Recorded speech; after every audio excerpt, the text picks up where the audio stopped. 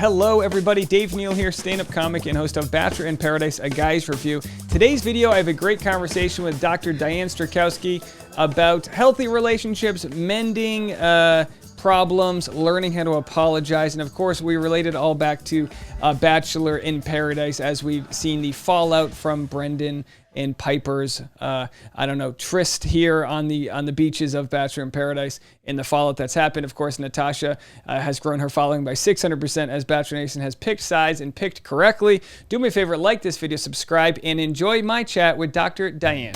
Ladies and gentlemen, I'm so excited to continue the conversation around therapy within Bachelor Nation with Dr. Diane Strachowski. How are you, doctor? Good to hear from you. I am doing great. How are you, Dave? I'm very well. It's been a busy week here at Dave Neal Enterprise. Lots to talk about. Of course, we're talking about Brendan and Piper. What was your initial reaction watching this all play out on Bachelor in Paradise? Well, Dave, similar to the situation with Katie and Greg, a lot of people got triggered. And so a lot of people, I think initially were shocked. They weren't the strongest couple to begin with, right? I mean, we saw Natasha week after week kind of struggling in her relationship. But when you saw how Brendan switched when Piper came in, I think that was a lot to digest. And I don't know, but obviously lots of people are on Team Natasha on this one. Yeah. So of course we called it the great unfollowing. We had, she gains 600% of her followers. He loses half of his. And now she's got more followers than they have combined. I mean, the irony there that you go on the show for followers and you lose them all.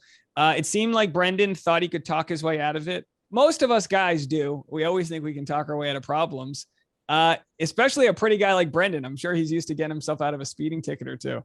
He's got those blue eyes like you do too, Dave. Yeah, I know. It doesn't work every time, but I've gotten myself out of a ticket and I go, that's privilege right there. That's what it is. So he's caught in a lie. That's basically it, right? Yeah. Now, the question is, how deep does the lie go? How much did Piper know? Clearly, they didn't have, it's almost like if you're going to commit a crime with somebody, you better have an airtight alibi. You better have each other's stories. And the second Natasha could question them individually, she's like, Piper says you met 10 times. You said you met 2 times. There's clearly lying happening here. Right. That he said they were together for a month. Piper says 2 months. It turns out that Natasha had actually, because I just listened to Clickbait. Did you listen to the podcast? I listened to the first half of that. And she ran into Piper, right? They were getting their nails done. And Piper had just announced, oh, I just met this guy. And obviously that was Brendan. And so what I loved about Natasha, and she herself said, I'm so glad I talked to Piper first, because for women, and what I like to do is help coach women on dating and what we can learn from this, right? When you go back to the guy and talk to them about what you think happened or didn't happen, you get kind of mesmerized by them again. But Natasha was able to go to Piper and get those facts. And then she was able to put that together and then come back at it with her confidence, which is who she normally is. Now, that's so good, so great to put it that way. When it comes to like being called out, people act differently. Some people laugh, like you call someone out, they start laughing. With Brendan and Piper, they're on the daybed, they're mic'd up. Maybe they forget they're mic'd up. It's happened to me before. You forget you're on camera. They knew they were busted. They thought, oh boy, this is going to be we're going to get a lot of airtime on this one. And I think Bachelor Nation became even more repulsed because it's like one thing to like know you're there for the wrong reason. It's another to just play with that, I feel like. Yeah, Dave. In fact, I mean, you can see it unfolding from all different ways, but it's not a good look, right? And I think back to the point of they broke through the fourth wall, right? That usually there's the audience and you want to protect the audience. And we all have a stake in it too. So I know people are feeling like duped by this as well. Like talking about Instagram followers as it's this sort of easy exchange. And it really was just not well thought out. Yeah. To put it whose fault is that? I mean, was Piper not in on the story? It's almost like you're watching an acting class and they both memorize different scripts. And you go, you're not even in the same, this isn't even the same movie scene here. Well, like they just weren't on the same page. Dave, here's the thing, and I think this happens a lot for women in real relationships, right? You think one thing is happening, the man thinks something else. And I think why it's so important to talk about, because men will hide behind kind of like honesty. Okay. And I went back and I rolled the tapes, even looking at Brendan, and said, like, I want to understand, how does someone become this way? How do we get there? What's the psychology behind it? And even in Brendan with Tayshia, when he's going through the whole thing, right? He gets to the Neal Lane date, right? Picking out rings. And that's when he freaks out. And it's that night at dinner, he says, I can't do this. And I don't know if you remember, then he was on Rachel Lindsay's podcast, and she called him on it saying, you know, Brendan, that each rose means you're getting closer to an engagement. And then all of a sudden, boom, I never promised her anything, but by taking the rose, you are promising something. So what happens is that, and I say to women, you got to get clarity on what you mean, because he's thinking one thing, she's thinking another, and she's thinking it's more serious than he is. And then he'll say, well, I never promised anything. Yeah. You know, that's a good way to put it. You know, obviously the longer you're on different forms of The Bachelor, Bachelorette, Bachelor in Paradise, you start to see people's track records there. My theory was that he and Piper were very serious going in. They just needed some sort of white lie to get them there, and that Natasha became collateral damage. And I mean, it'd be very naive to think that he wasn't going to cause someone else's problem. But if someone's so focused on themselves, they don't realize the wake that they cast sometimes. Not to say he's not, that doesn't mean he's off the hook there. But I guess I mean, could that be the case where he just had no idea that she was actually going to feel the pain that she felt? Well, here's the thing. And, you know, there's hundreds of hours of conversation that's happening that we're not privy to. And I think Brendan's story is, I'm a wounded guy, because he actually said that to Tayshia too. I'm a wounded guy. I've got some work to do, but he comes at it in a bit of a, you know, good looking puppy dog kind of look. And I think Natasha, in her own way, right, she wanted to give him the benefit of the doubt. And he said things to her like, don't compare our relationships to other people. He really did lead her into this belief that he was available, that he came wounded, but he was ready for love. And I think a lot of men do that too. And maybe he's ready for love, but not with Natasha. Now, yeah, that must be the key piece where people are triggered, because everyone's been with someone who's robbed them of their time, their Right. good years, their all these things. And then all of a sudden, when the guy's ready for something, he's ready for it with someone else, and you were just a placeholder. So God knows I felt this, right. Like, I've made people better for the next person. Yeah. And maybe you're the transitional person.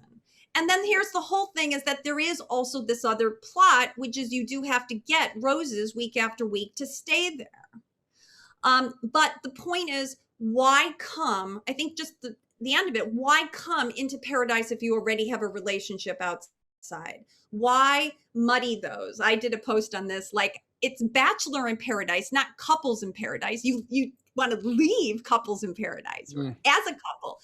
But why come if you already have another established? That's the part that just doesn't make sense. Yeah, and that's to become the Dylan, Barber, Hannah Godwin. You make it on Paradise, you get the free engagement and wedding and all that. So it really does become like a transactional thing, and you start to see the sinister motive there. But, you know, you've seen it work with people in the past, and maybe that's why they thought, hey, you know, who cares? The show's already fabricated. But again, when it was the damage it did to Natasha that really, I think, pissed people off more than that them already having a relationship, I guess. Sorry. Yeah. And Dave, I think the other thing too that I'm hearing from other people on the show too is that we want to keep it pure, right? If you already had known each other a little bit, that happens in Bachelor Nation. People are meeting at parties. But if you have a full-blown relationship and you come into paradise just thinking you're going to continue where you left off, that's what doesn't make sense, for like taking up roses and space for other people that you don't want to just guarantee those roses to those two people. Right. Yeah. Right? Other people a chance. And the problem is, if people start doing that more and more, it just muddies the entire franchise then. And Yeah. it doesn't look like everyone else is there for serious relationships when other people are trying to game the system.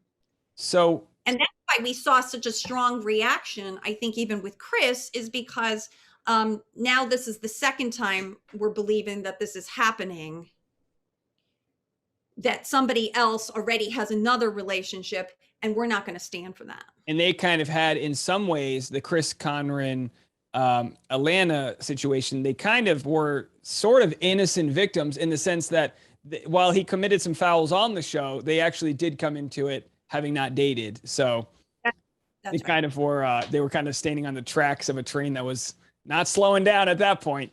So we That, talk about Brendan and we talk about his apology that he released today. He said he'll have another apology in a video. And because I've always said this with Chris Harrison, and I go, get out on camera, go on yeah. podcasts. You can't talk enough. Just make it happen. So when you talk about repairing his image, not to win back the followers, but just to get his name wherever he thinks it needs to be, what steps should be taken? You know, Dave, it's a great question because we're all human and we all make mistakes. And you quickly want to repair it. And nothing beats face-to-face, eye-to-eye contact and your voice. And what I say is the perfect apology is no ifs, ands, or buts. You don't say, I apologize if I hurt you. You don't say, I apologize and I was tired or I was drunk. I apologize, but no ifs, ands, or buts. Just, I'm sorry I hurt you. So it's like So, assuming that regardless of regardless of my intention, I damaged yes, you, you're offended, yes, and I have to own up yes, to the way you received it, not the way I put it out. that's right. So we all have like good intentions that sometimes go bad, but I just have to say, I'm sorry I hurt you. And that is powerful. And Brenda did say that in the written form, but to me, it was a little bit too late. That post was up there here for the wrong reasons for way too long as people were kind of looking back at his account. And it felt like maybe a PR person wrote it. It felt well written, but to me, it lacked the intentionality versus Chris's apology. If we want to compare these two, he says, what I'm looking for in the repair is he said, I contacted Jasenia as soon as the show was over and I talked to her. That's what I would have wanted from Brendan is not just, I don't want you to apologize to Natasha on a story. Did you repair it after? Did you contact her immediately after and talk to her? Because the repair needs to happen not with all of us, but with them. And I haven't heard that yet. Now, speaking on behalf of sort of cave-minded dudes, because people go, oh, he only apologized because he lost followers. Well, you don't put your hand on the stove until you know you got burned. I mean, could it have just been that it took him a few days to go, oh my gosh, this is way worse. I did something way worse than I thought. Could it because if you're thinking that selfish, and I'm not saying that it's right, but if you're that selfish to put yourself in that position, it must be very hard to have empathy for someone else because it's like me, me, me. I mean, it might take 200,000 people unfollowing you to go, oh my gosh, I really messed this up.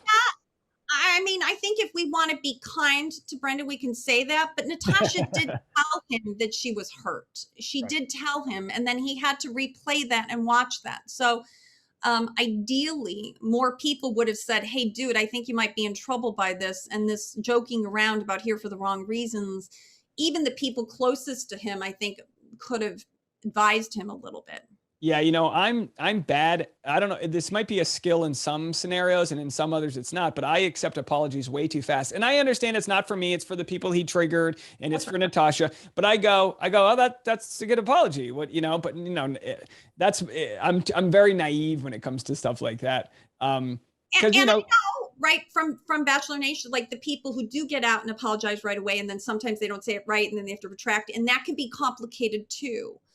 But I'm just suggesting that if I had seen his face or saw his voice, or throw out there another possibility, I'm going to go live with Natasha and I'm going to own up for my stuff.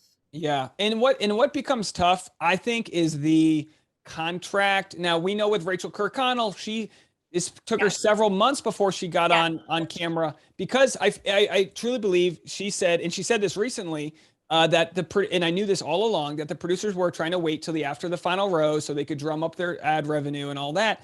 So I wonder if he's not being approved to have that conversation. But I would also say, even if I was being threatened to be sued, I'd still want to get out there and try to ameliorate this situation in any way whatsoever. Clearly, he caused a lot of harm. He probably is going to be on the bad side of Bachelor Nation for a long time. What does he do after an apology to move on? Well, I think the only real apology is changed behavior. I mean, I think if we just step back, what was really hard and what was so triggering for people, and I'm going to call it this word that we were careful about last time with Katie and Greg, but I'm going to call this gaslighting. There it is, the big word. The big G word. And, what does that mean? Well, how the person feels if I've been gaslit. I feel I don't feel like myself. I'm more anxious. I've lost confidence. I'm wondering, am I too sensitive? I feel like I'm losing it, right? And I start to blame myself, and I think, well, did I get this right? Maybe I made this up in my head. And I really, the whole point about gaslight is to make you feel like you're going crazy, right? But what is the actual behavior of gaslighting? Withholding information, lying. Then you deny things like, I never promised you anything, despite the fact that the behavior itself implies something. Mm-hmm. You trivialize. And this is something that was so hard when Brendan said, you didn't have any other options anyway. He used a viable word too, the old V word. She had no viable options here. Oh, ouch. Okay. And I believe he was just defending himself, Yes. but at the same time, sometimes the best defense is to just shut up for a minute. Absolutely.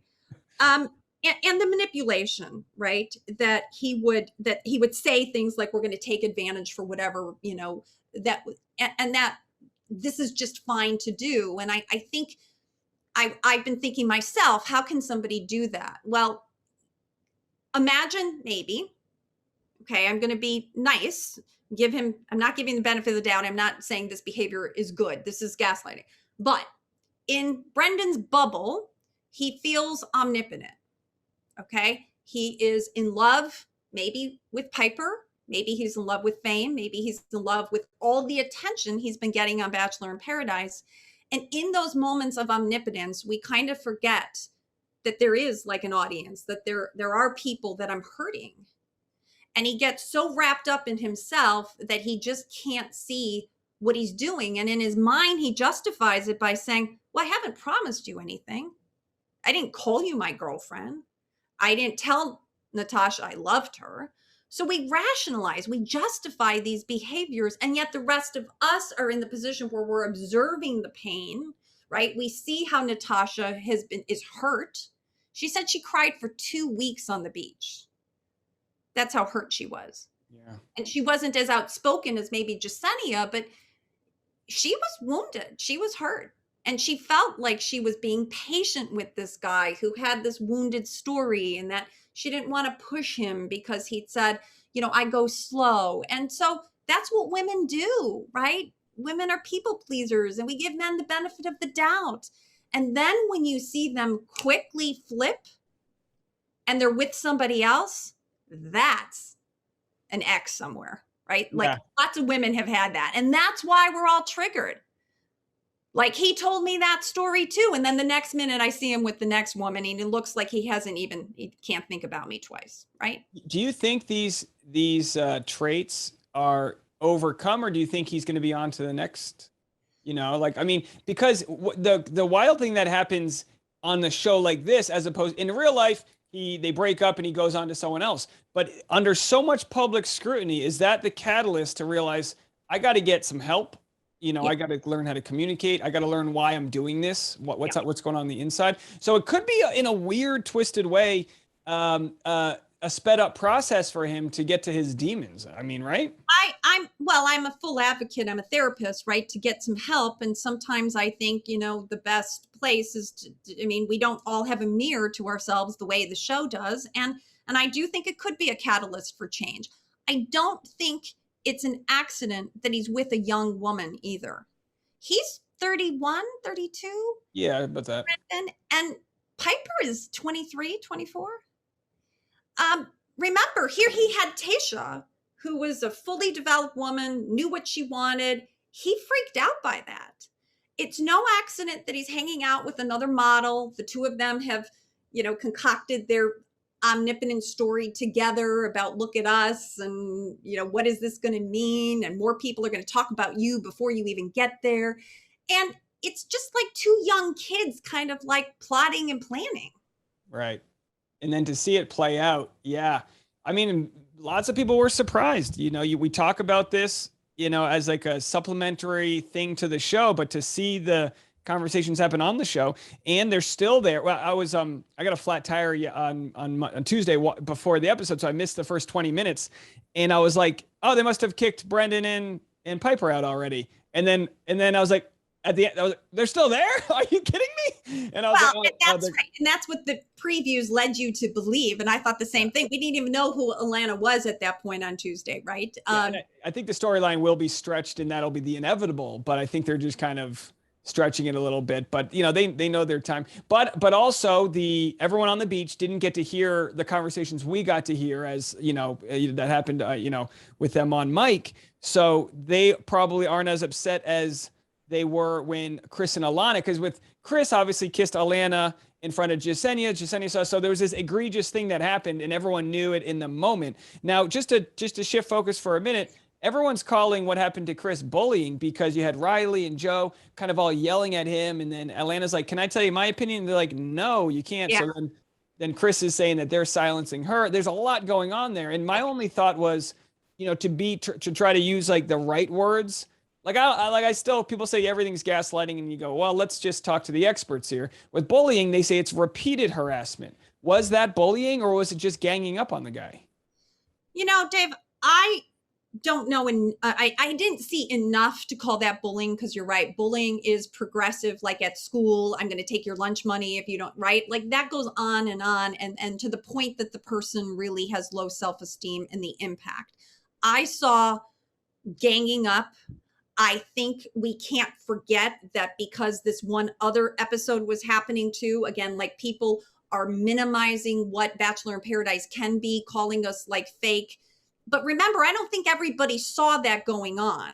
Right. So, right, like even Joe said, Kendall came the same day that Piper did. I got my own stuff going on. I'm not really aware, but I think it was so blatant. Now, here's the other twist that I put on this too. I think we've got chaos here because there's no leader. And I wrote my post on this. I think part of the problem is we don't have a strong host.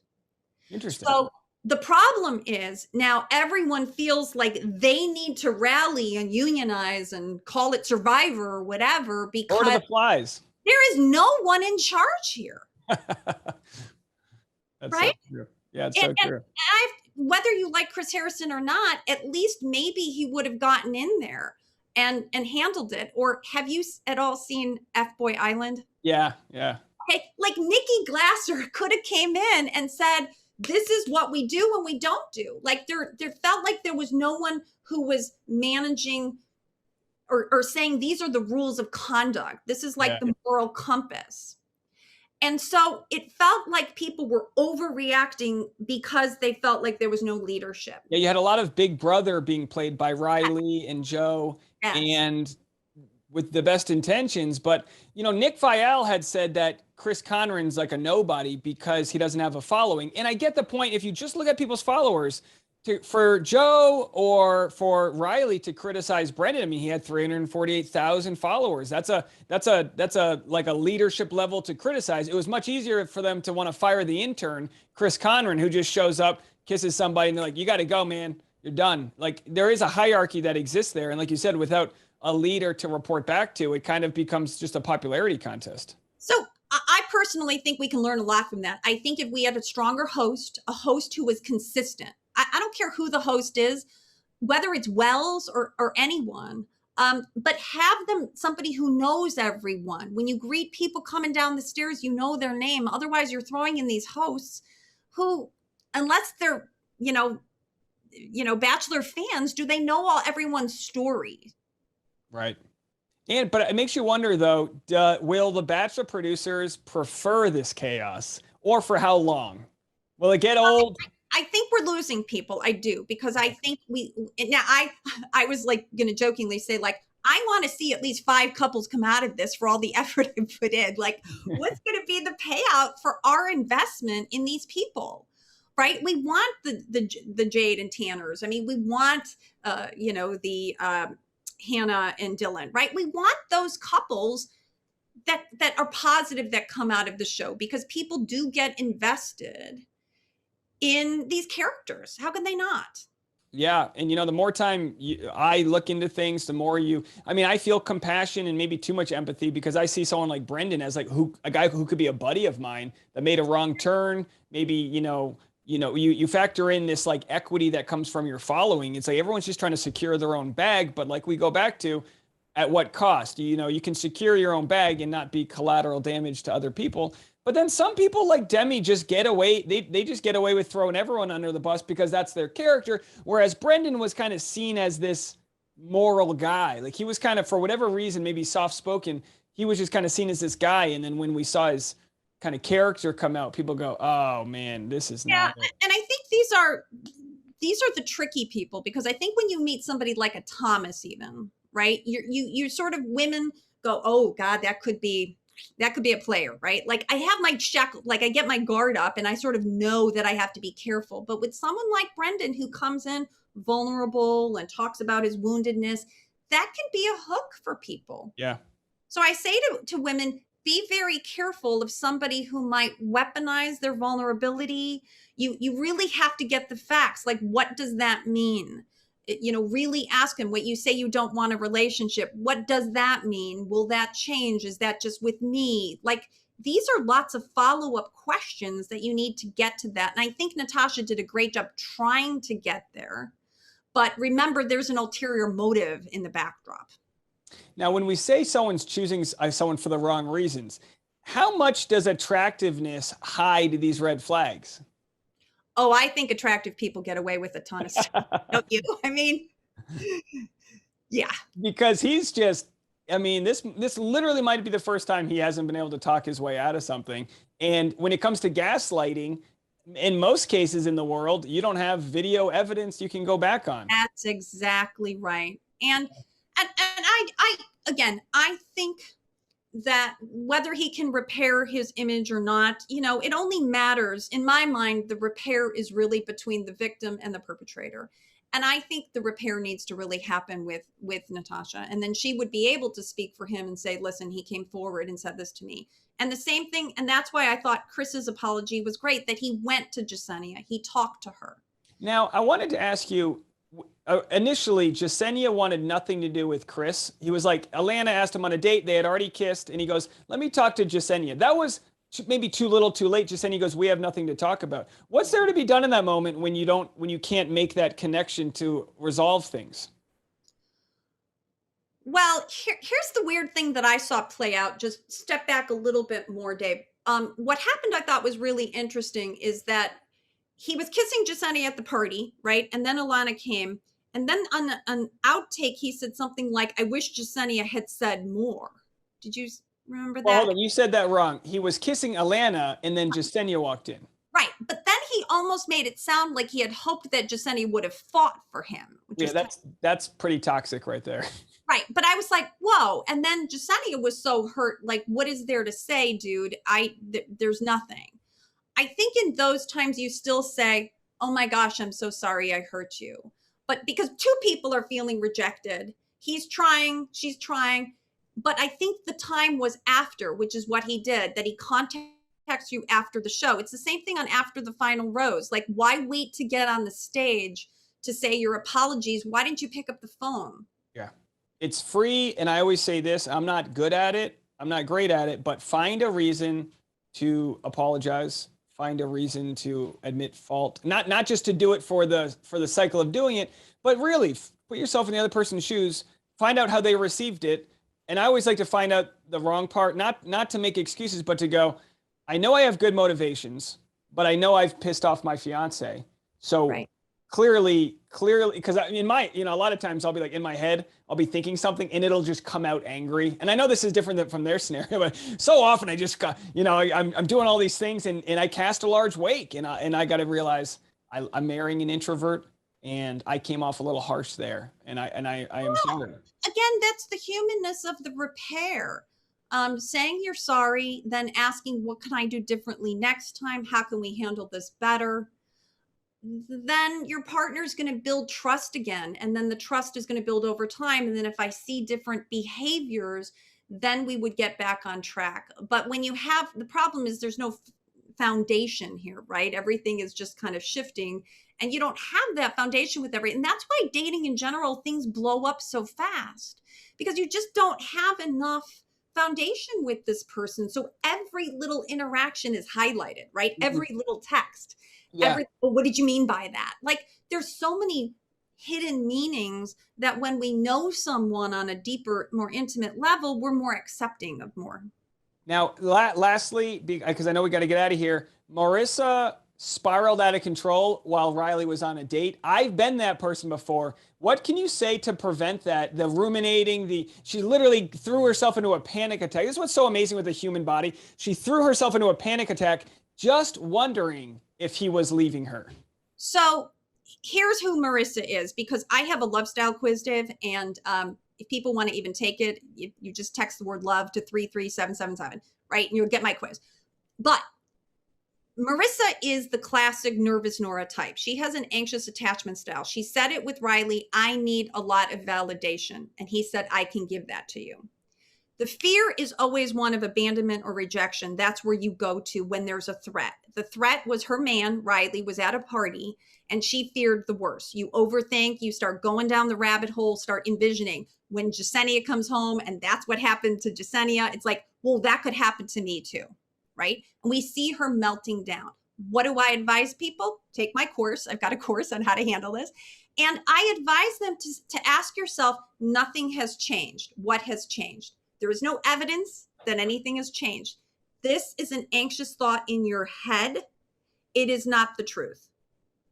Just because you feel anxiety doesn't mean that there are any facts to back it. Take a breath, calm down. Back to what we talked about last time, like your limbic brain, you got to calm down first so you can actually think rationally. So I would tell Jasenia, go for a walk. Marisa, go for a walk. Calm yourself down. And then when he comes back, you'll find out what happened. And unfortunately, or for the show, fortunately, they're placed in a spot where they have nothing else to do but exactly. So that's where right? Distraction is good. And usually if I just say, like, keep reminding yourself, he's as invested in you as you are in him. So, right? Like, because that was hard. They didn't get to go to the party and the other people did. It's like, but he's as invested as you are. What's changed? Nothing's changed. You have to trust the process. This is the problem with an anxious attachment style or even an avoid. Trust is not there for you. And you have to figure out, how can I learn to trust myself and my partner? Right. Wow. So many good thoughts there. This is why we talk about Bachelor. It's a case study we can all watch and we can learn from it and try to cure our own issues. So you said you could text love to 33777 and that's how people can take the course? They can take the quiz that way. The quiz. Yeah, I've got a course on my website particularly for anxious people, because like 46% of the population is this type, by the way. Mostly women, also I'm big guy. Yeah. What's that? It's me. Yeah. I call it like nervous Nora, nervous Nick. And these are my characters. And I help people with that because you need some coping skills to recognize. And I tell people, listen, I was that person too. I went to like 7 different therapists, Dave. Not a single one said to me, Diane, I think you have an anxious attachment style. And if I knew that, it would have saved me so much. Yeah, because you have the potential to scare your partner away with your own neurosis and anxieties. That's right. And the work is ongoing, but we can move towards security and become a more secure partner so we can then partner with our partner better. And just knowing what you need, like Marisa said, I'm going to need a partner who validates me a lot. That's just perfect. You don't have to sugarcoat it. You don't have to pretend to be some cool chick if you're not. Just say what you need. So simple. Just say what you need. I'm gonna let Say you. what you need. We got a lot accomplished here. I'm sure people are going to listen to this several times because there's a lot of gold in here. So thank you so much. Everyone go follow Dr. Diane at Back to Love Doc, and you can text love to 33777 to take the quiz there to find out your style of would you say style of attachment? Is that what you said? I call it a love style. It's your attachment style plus your communication style. So that's kind of my unique quiz that I created for people. Great. Well, thank you so much. And we might have to talk again once we know more from the Brendan and Piper scenario, but Dave, I'm here for you. So let's keep in touch. sounds great. Thank you so much, everyone. Dr. Diane, go give her a follow at Back to Love Doc. Thanks again. Okay. Thank you, Dave. Thank you guys so much for watching my chat with Dr. Diane. Give her a follow on Instagram if you haven't followed already. Like this video, comment below, and you guys have a fantastic weekend. Bye, everybody.